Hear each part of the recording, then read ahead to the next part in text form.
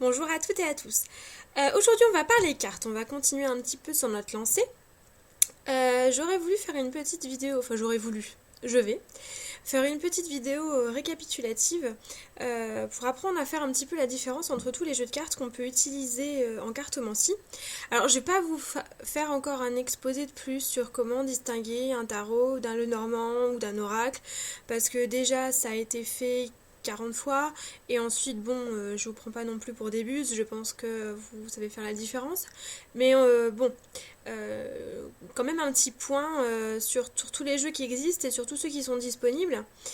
Comment les utiliser, pourquoi les utiliser, pourquoi choisir ceux-là, bref, on va essayer de faire un petit point. Alors j'ai pas divisé les jeux de cartes qu'on peut utiliser en cartomancie en tarot, Lenormand, oracle. Je vais plutôt vous les diviser en jeux qui ont été créés au départ pour jouer. Parce qu'au départ, un jeu de cartes, comme son nom l'indique, c'est fait pour jouer. Et les jeux qui ont été créés spécialement pour la cartomancie, donc pour la divination. Évidemment, quand on parle des jeux de cartes, on pense avant tout à ça. J'ai amené toutes mes petites boîtes, mais bon, faut que je m'y retrouve parce que j'en ai tellement que c'est un peu le bazar. Voilà, on pense à ça. Hein, le jeu de cartes le plus classique du monde, celui avec lequel Tata joue au bridge. Avec les oh, revenez. Non. Celui donc avec lequel Tata joue au bridge le dimanche avec Mémé. Ce jeu-là, tout le monde le connaît. Alors, c'est un jeu qu'on peut tout à fait utiliser en cartomancie. On va voir pourquoi. Mais on va d'abord remonter un peu dans le temps. On va aller voir le père de tous ces jeux-là. En tout cas, le père que l'on connaît de tous ces jeux-là. Il y a peut-être un grand-père, il y a peut-être un arrière-grand-père, un arrière-grand-père. Mais en tout cas, il y a un ancêtre commun à tous les jeux de cartes tels qu'on les connaît aujourd'hui. Et cet ancêtre commun, c'est le tarot. Alors, le tarot, le plus ancien que l'on connaisse, je vous en avais déjà parlé, c'est le Visconti Sforza. Ça ne veut pas dire que c'est le plus ancien, j'insiste bien là-dessus, ça veut dire que c'est le plus ancien qu'on connaisse. À peu près dans la même période, c'est affreux cette lumière, dans un sens, voilà, c'est mieux. À peu près dans la même période, on a eu le tarot Charles VI, qui est basé sur une iconographie très semblable. Et alors, ce tarot a posé la base de ce qu'un jeu de tarot allait être, c'est-à-dire un jeu de 78 cartes, avec 22 arcanes majeures et 22 arcanes mineures. Alors, les arcanes majeures, on les connaît. Les arcanes mineures sont regroupées en 4 familles différentes, les épées, les bâtons, les deniers et les coupes, qui ont donné plus tard par déformation les piques, les cœurs, les carreaux et les trèfles. Les épées ont donné les piques, les coupes ont donné les cœurs, les deniers ont donné les carreaux et les bâtons ont donné les trèfles. Donc, rien qu'une évolution, si vous voulez, au niveau iconographique. Alors, ce jeu-là, il était conçu comme un jeu normal, c'est-à-dire qu'on va répéter la couleur, on appelle ça une couleur, un certain nombre de fois. L'As, il sera représenté une fois, le 2, il sera représenté 2 fois, le 3, il sera représenté 2 fois. Hein, jusque-là, vous suivez. C'est ce qu'on appelle des cartes qui sont imagées, qui ont une image, mais qui n'est pas forcément une image très parlante en elle-même. Normal, c'était fait pour jouer. C'est des cartes qui sont censées avoir des valeurs, donc un certain nombre de points. Ensuite, on arrive aux figures, qui sont au nombre de cartes dans un jeu de tarot traditionnel, avec le valet, le cavalier, la reine et le roi. Ces figures, on les retrouve dans les jeux de cartes traditionnels, à part le cavalier qui a disparu dans nos jeux de cartes à nous, qui a survécu dans le jeu de tarot, parce que le jeu de tarot en lui-même existe toujours, hein, même si on ne sait pas si les règles étaient les mêmes que le jeu des triomphes au départ, enfin ça reste quand même un jeu de tarot. Donc si je vous montre un jeu de tarot tel qu'on en fait aujourd'hui pour jouer au tarot, hein, ça c'est un jeu de tarot. C'est exactement le même principe. Ouvre-le du bon côté. On a 22 cartes en dehors du jeu qu'on appelle les atouts. 22, ça vous rappelle rien? Et on a 52 cartes qui sont tout à fait classiques, basiques, du 1 au 10, en passant par les figures que sont cavalier, reine, roi, valet, etc. Alors, c'est sur ces atouts-là, en fait, que l'évolution s'est faite, puisque on a cette carte-là, qui n'a pas de numéro, qui n'a rien du tout, qu'on appelle l'excuse, et qui, en fait, pourrait être, et très probablement, l'ancêtre du mat, ou du fou. Et on a ensuite des atouts de 1 à 21. Donc là, rien de bien surprenant. On pourrait presque s'en servir pour tirer les cartes, après tout, si on connaît bien les tarots. Bon, après, l'iconographie n'est pas du tout la même, mais on retrouve quand même des choses qui sont quand même assez semblables au niveau, en tout cas, du découpage, mais bien sûr, du découpage, idiote, du jeu. Bien, donc, on a ces jeux-là. Qui au départ ont été créés pour jouer. Et puis finalement, comme on voulait s'en servir pour d'autres choses, on a créé des jeux qui ont été faits, eux, pour lire l'avenir. On a rattaché ces 22 cartes d'atouts à des symboliques archétypales profondes, donc qui sont les arcanes majeures qu'on connaît aujourd'hui, et où les arcanes mineures ont été utilisés pour tirer d'autres significations. Alors, comme on l'a vu que les arcanes mineures n'étaient alors qu'imagées, donc c'est-à-dire qu'on répète la même image un certain nombre de fois, je vais utiliser 3 termes, je vais faire un petit point là-dessus, et en tant qu'ex-étudiante d'histoire de l'art, on a le terme imagé, qui veut dire qu'il y a une image, qui n'est pas forcément parlante, mais en tout cas, c'est pas juste un numéro sur une carte. On a figuré, qui représente une figure, c'est le cas des valets, des cavaliers, des reines et des rois. Et on a historié. Historié, ça veut dire qu'il y a une scénette, qu'il y a des personnages en action, qu'il y a un décor, bref, que ça nous raconte une histoire. Historié, pareil logique. Et alors, pour tirer les cartes, là où le bas a blessé un petit peu, c'est que les arcanes mineurs étaient finalement assez difficiles à lire. Parce que bon, ça représente pas grand chose, 3 de bâtons. Il y a 3 bâtons. Bon, donc c'est pas très parlant. Alors, je crois que c'est le premier à l'avoir fait. Il y a un jeu qui s'appelle le Rider-Waite, qui a été, si ce n'est le premier, en tout cas l'un des premiers, à avoir l'idée géniale d'historier ces arcanes mineurs. C'est-à-dire que les arcanes... Oui, je l'ai en mini, il est mignon, hein. J'adore. Donc voilà, donc c'est-à-dire qu'on va vous représenter... Alors si je vous prends une figure, c'est un peu concombre. Eh ben, décidément. Voilà. Donc c'est-à-dire que là, par exemple, vous avez le 9 de coupe. Vous avez 9 coupes, d'accord, mais vous avez une petite scène. Je cadre toujours aussi bien, comme vous pouvez le constater avec joie et ébahissement. Donc voilà, on se retrouve avec des jeux qui sont vraiment faits pour la cartomancie. Il est clair que vous n'allez pas jouer au tarot avec un Rider-Waite. Techniquement, vous pourriez le faire avec un Visconti Sforza, même avec un tarot de Marseille. Avec un Rider-Waite, tout de suite, ça perd complètement de son sens. C'est un jeu qui est clairement fait par la divination pour la divination, si on veut. Voilà du tarot. Alors, ce jeu de tarot, il a certes donné naissance à des jeux de divination. Il a aussi donné naissance aux jeux donc traditionnels. Et celui-là, on peut parfaitement faire de la cartomancie avec. C'est exactement le même principe. Sauf que là, cette fois-ci, c'est un petit peu comme si on n'utilisait que les mineurs et les figures, finalement. Mais en fait, techniquement, on peut utiliser n'importe quelle carte pour de la cartomancie. Je suis un peu moins sûre pour les jeux de cette famille. Cela dit, bon, je suis ouverte à tout. Hein. Si vous savez tirer les jeux de cette famille, écrivez-moi, je suis très intéressée. D'autant que j'ai un jeu de cette famille des animaux et j'aimerais bien savoir quoi dire si jamais mon consultant tirait le cochon d'Inde, par exemple. Ou le pigeon. Hein, le pigeon, ça voudrait par exemple vouloir dire vous allez recevoir votre facture EDF. Pourquoi pas. Ça a donné naissance aussi à un autre jeu qui, à mon sens, n'est pas utilisé pour la cartomancie, mais que je vous présente quand même, qui est la Scopa, qui est un jeu typiquement italien, qui reprend en fait la plupart des mineurs, j'enlève les cartes, des tarots traditionnels, donc bâton, épée, coupe et denier, et qui en ôte certaines. Donc on a enlevé la reine, et on a enlevé toutes les cartes entre 8 et 10. Donc 8, 9, 10 n'existe pas. Ça va de l'As au 7, valet, cavalier, roi. Et donc c'est un jeu qui ressemble quand même beaucoup aux mineurs des tarots. Mais cela dit, il n'est pas utilisé, ou en tout cas pas à ma connaissance, pour tirer les cartes telles qu'on l'entend avec le tarot. Mais comme je vous l'ai dit, après tout, tout est possible. On lit bien l'avenir dans les feuilles de thé et dans le marc de café.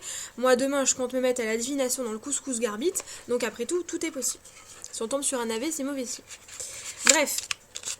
Donc, voilà pour les tarots. Donc un tarot, la structure traditionnelle, habituelle, toute faite d'un tarot, c'est 22 arcanes majeures et 56 arcanes mineurs répartis en 4 familles, comme les jeux de cartes traditionnels. On a des jeux de tarot pour jouer qui peuvent être aussi décorés, hein, comme celui-ci. Ça, c'est un tarot de collection, qui est le tarot de l'an 2000. Oui, de l'an 2000. Je me sens vieille. Et oui, j'ai eu une grande partie de ma vie avant l'an 2000. Donc, qui est basé sur le même principe, hein. Qui a donc 78 cartes, c'est même écrit dessus comme le port-salut. Et qui nous explique, donc, vous voyez, l'excuse, donc, qui serait l'équivalent du battleur, est beaucoup plus rock que dans la version précédente. Et ça reprend, hein, donc on a toujours 22 atouts, et puis des cartes traditionnelles après. Donc 22 atouts, dans ce style-là. Oui. Je sens. Donc on peut aussi faire la collection des tarots pour jouer. Mais cela dit, évidemment, pour retirer les cartes, c'est tout de suite un peu plus difficile quand on n'a pas les figures qui vont avec. Donc attention à ça. Parce que bon, moi celui-là, c'est un cadeau qu'on m'a fait. Parce que j'ai dit que je collectionnais les jeux de tarot. Du coup, on m'a offert un jeu de tarot. Voilà. Alors bon, je collectionne les jeux de cartes, donc ça me dérange pas. Mais méfiez-vous. Ça reste un tarot pour jouer. Après tous ces jeux qui sont utilisés pour jouer, on a vraiment des tarots, comme le Rider-Waite, qui sont faits pour la cartomancie. Et à partir de ces jeux de cartes traditionnels, sont nés des jeux qui ont été faits pour la cartomancie. C'est-à-dire qu'à partir d'un jeu comme ça, hein, le jeu de bridge de Tata Huquette, on obtient... Viens ici. Lombaire à la noix. On obtient un jeu comme celui-ci. Les connaisseurs reconnaîtront au premier coup d'œil, si la lumière veut bien faire son boulot, un Lenormand. Le Lenormand, il est basé sur 36 cartes d'un jeu de cartes traditionnel, qui sont reprises d'ailleurs. Vous voyez, là, on a la dame de pique, l'as de trèfle, etc. etc. Hein, donc c'est une déviation, si vous voulez, des jeux de cartes traditionnels que Mademoiselle Lenormand utilisait pour tirer au départ, qu'elle a en quelque sorte, si vous voulez, customisé pour symboliser tout simplement la signification de la carte en question. Elle en a fait un oracle. Parce que finalement, oracle, c'est un terme un peu fourre-tout, on reviendra là-dessus, ça désigne pas forcément des cartes. Donc ça, c'est un jeu qui est basé sur un jeu de cartes traditionnel, comme le tarot divinatoire. Le Lenormand, il a de ça de particulier qu'il n'est basé que sur 36 cartes. Uniquement. Et c'est toujours les mêmes figures qui reviennent. Vous allez avoir le cavalier, vous allez avoir l'anneau, vous allez avoir la maison, vous allez avoir, etc., etc. Toutes les figures traditionnelles du Lenormand. Après, il en existe, comme pour les tarots, hein, des variétés complexes et multiples, réalisées par des artistes, avec différentes visions, mais la symbolique reste toujours la même. Techniquement, quand on tire un Lenormand, quel que soit le jeu que l'on utilise, la carte aura globalement la même signification. C'est la même chose avec les tarots. Donc voilà pour le Lenormand. Et après tous ces jeux-là, viennent les jeux qu'on ne peut pas classer dans aucune de ces catégories, et que du coup on va mettre sous le terme fourre-tout d'oracle. Alors un oracle, c'est pas un jeu de cartes nécessairement. Un oracle, c'est un outil pour prédire l'avenir, ou en tout cas pour le lire. Ça peut être la tasséomancie fait partie des oracles, par exemple. Ça peut être les runes sont des oracles. Ça peut être tout un tas de choses. C'est vraiment un terme fourre-tout. Moi, j'ai quelque chose de personnel que j'appelle un oracle, qui est en fait un ensemble de petits objets que je conserve dans une bourse et qui sont destinés à être lancés sur un tapis. Ça, c'est un oracle. Dans le cas des cartes, on parle d'oracle quand le jeu ne peut pas rentrer dans la catégorie des tarots, des cartes traditionnelles et des Lenormand, qui sont des jeux qui sont codifiés. Hein. Donc voilà, dès qu'on sort un petit peu de ce cadre-là, on n'est plus dans le cas d'un... Je vais le chanter. On est dans le cas d'un oracle. Donc c'est-à-dire le tarot, 78 cartes. Le Lenormand, 36. Ah bah j'ai mon portable qui sonne, c'est fantastique. Donc le Lenormand, je vais l'éteindre, hein, voilà. Pardon. Sherwood, tout ça. Hein, les grandes brumes. Moi j'aime bien. Donc j'en étais, oui, le tarot, 78, le Lenormand, 36, et le jeu de cartes traditionnel, en général, c'est 54. On peut même avoir des jeux de cartes traditionnels qui sont vraiment terribles. Moi j'aimerais beaucoup apprendre à tirer avec le jeu des Wacky Woolies. Vous imaginez un peu l'horreur quand vous tirez celui-là. Ma fille, tu vas te prendre une grosse cuite. Hein, voilà. Mais ça peut être rigolo. Moi j'aime bien le Joker aussi. Il a un air extrêmement malsain. Voilà, bref. Enfin, bon, c'est des jeux de collection. Alors techniquement, on peut utiliser de la cartomancie avec ça. Après, je pense que mes clients feraient une drôle de tête s'ils me voyaient tirer ça. Mais bon, pourquoi pas. Puis le dos des cartes est top. Moi j'adore. Donc voilà, pourquoi pas. Tout est possible. Je vous ai dit, mais avec les 7 familles, avec le cochon d'Inde et le mouton et le pigeon, pourquoi pas. Mais on va quand même se concentrer, revenir à nos moutons, pas irlandais cette fois. Vous avez remarqué à quel point c'est formidable les boîtes de jeux de cartes où les cartes rentraient dedans et une fois que vous les avez sorties, ne rentrent plus. C'est un peu comme les placards avec les casseroles. Vous savez, au départ ça tenait, vous faites la vaisselle, vous les re-rangez, ça tient plus. C'est magique. Bref, donc on va passer aux oracles. Aïe, ça fait mal aux oreilles. Les oracles, qui donc sont des jeux de cartes qui ne sont basés sur aucun système précis. Donc qui peuvent avoir un nombre de cartes totalement différent et qui ont une symbolique totalement différente. C'est des jeux en quelque sorte uniques, si vous voulez. Alors je vous en ai apporté 3, dont un en plus qui est un vilain menteur, piégeur, pas gentil, tout vilain, mais que j'aime beaucoup quand même, et qui s'appelle le tarot celte, et qui n'est pas un tarot.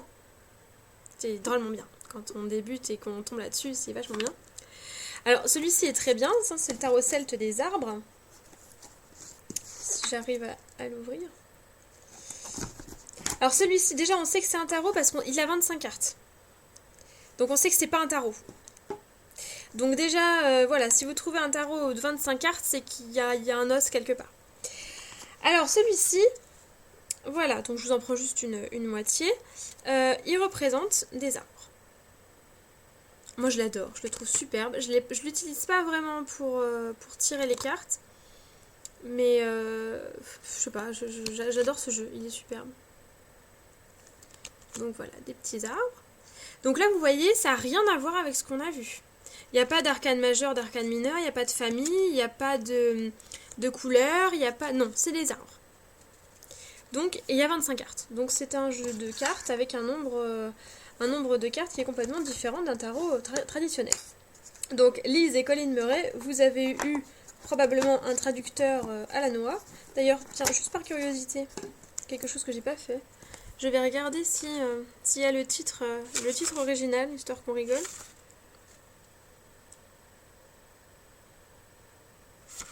Ils ne l'ont pas mis. Les fourbes. Non, ils l'ont pas mis. En tout cas, c'est des menteurs, c'est pas un tarot. Il est très bien, hein. Si vous voulez l'acheter, achetez-le sans problème. Mais attention, ce n'est pas un tarot. Un tarot, c'est 78 cartes. Ou éventuellement 22, quelquefois, ça peut arriver qu'on vende que les arcanes majeures. Enfin, c'est très très rare et ça arrive essentiellement dans Femme Actuelle. Hein, Si jamais celles qui ont les arcanes majeures de ce tarot dont j'ai oublié le nom, évidemment. Bref, je vous le montrerai tout à l'heure, ça va me revenir quand je le chercherai plus. On a aussi un autre exemple, c'est celui-ci, le Hidden Path, qui, vous avez vu mon superbe accent, Hidden Path, c'est super. Ouais, moi aussi, je suis fière.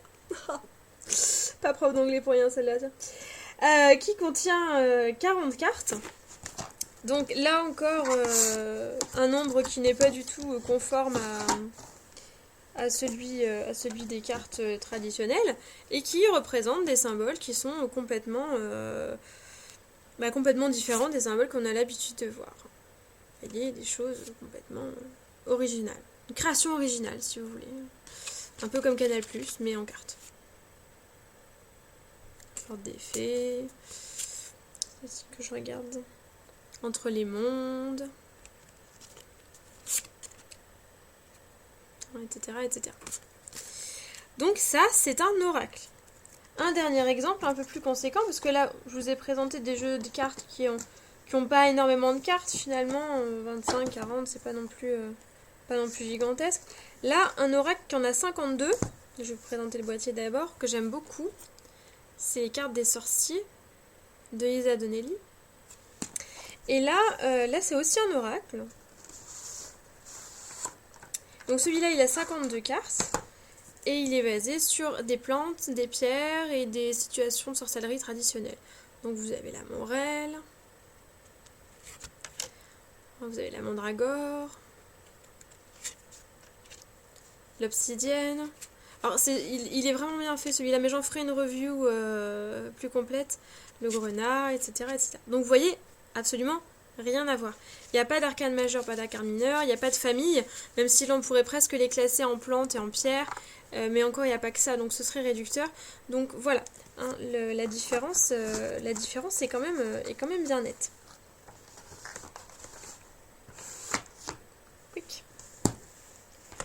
Vous avez aussi des jeux, alors là c'est clair et net, Oracle Béline, hein, c'est un oracle, là on peut pas se tromper. Donc l'oracle Béline, voilà, qui est un oracle, donc je vais vous enlever les cartes de présentation quand même. Donc voilà, encore une fois, avec des choses qui n'ont rien à voir avec les cartes traditionnelles de tarot qu'on peut trouver, même du Lenormand, c'est très différent. Alors l'oracle Béline, je ne sais plus combien il a de cartes. Je vais vous dire ça pour pas vous raconter des âneries. Puis il y a une boîte qui est tellement pratique en plus, ce serait dommage. Mais vas-tu rentrer dans ta boîte? Non, je ne te tirerai pas aujourd'hui. Mais enfin, c'est un monde ça. Alors, il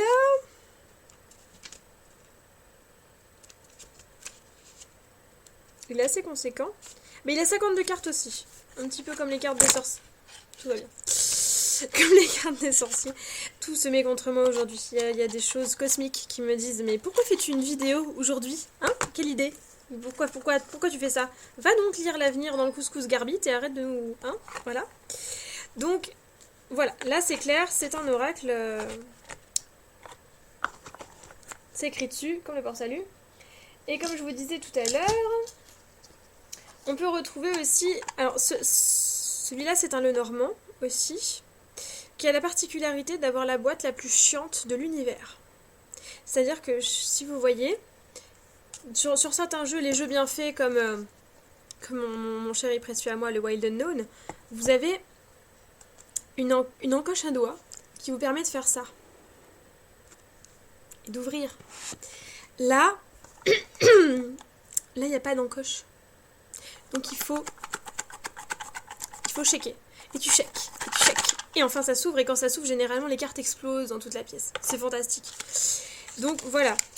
Donc là, c'est un Lenormand. Hein, on retrouve 36 cartes. Alors là, attention parce que celui-ci n'a pas de rappel des cartes traditionnelles.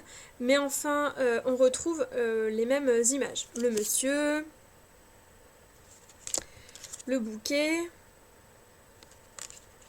Non, je raconte n'importe quoi. C'est pas du tout le bouquet, ça. C'est le jardin. Non, c'est pas le jardin, c'est quoi? Et il est difficile à lire celui-ci, je vous raconte des âneries, mais plus grosses que moi aujourd'hui. C'est quoi? Carte 30. Qui es-tu? Je me rappelle plus. C'est pas un de ceux que j'utilise le plus. C'est la dame? Ah oui, d'accord. Bon, c'est la dame. Donc c'est la dame. Parce que le bouquet, en fait, il est là. Ok, vous avez l'arbre. Donc si on fait un parallèle avec... Viens voir maman. Avec l'autre, le normand, on retrouve le bouquet.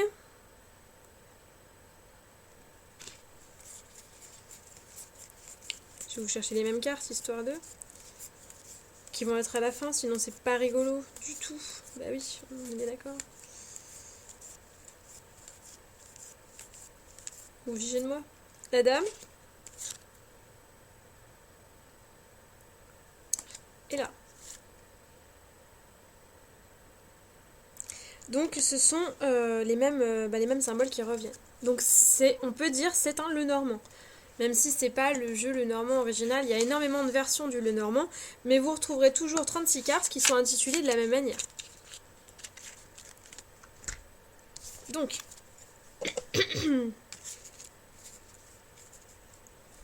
reviens petit livre. Donc un jeu très joli, j'en ferai une review aussi, mais je vous dis, c'est juste la boîte la plus chiante de l'univers. Parce que voilà, c'est vachement bien. Il n'y a pas d'encoche à doigts. Et l'encoche à doigts, mine de rien, c'est un peu l'avenir. Donc voilà. Donc j'espère que dans tout ce petit blabla un petit peu décousu, j'aurai réussi à vous expliquer un petit peu plus clairement quels sont les jeux que vous avez à votre disposition. Il faut savoir que contrairement aux idées reçues, un type de jeu n'est pas plus facile à lire qu'un autre. Il y a des gens qui vont avoir beaucoup de facilité à lire dans les cartes de tarot, des gens qui vont avoir beaucoup plus de facilité à lire dans les Lenormand. Moi, je sais que j'ai fréquenté très longtemps une de mes meilleures amies qui n'a jamais pu se faire au tarot et qui tirait les cartes basiques et qui les tirait très bien et pour qui c'était très clair et beaucoup plus facile que le tarot. Donc après, ça c'est vraiment une question de ressenti personnel. À partir du moment où un jeu vous appelle, où vous fait un peu toc toc, ouvre-moi, je veux rentrer dans ton monde intérieur, c'est que ce jeu-là, c'est le bon. Et qu'avec celui-là, vous arriverez à tirer les cartes correctement et à faire des choses bien sympas avec. Et c'est pas parce qu'un jeu a beaucoup de cartes qu'il est plus difficile à lire. Parce que quelquefois, moins on a de cartes et plus les interprétations peuvent être multiples. Donc le moins n'est pas synonyme forcément de plus simple. Voilà.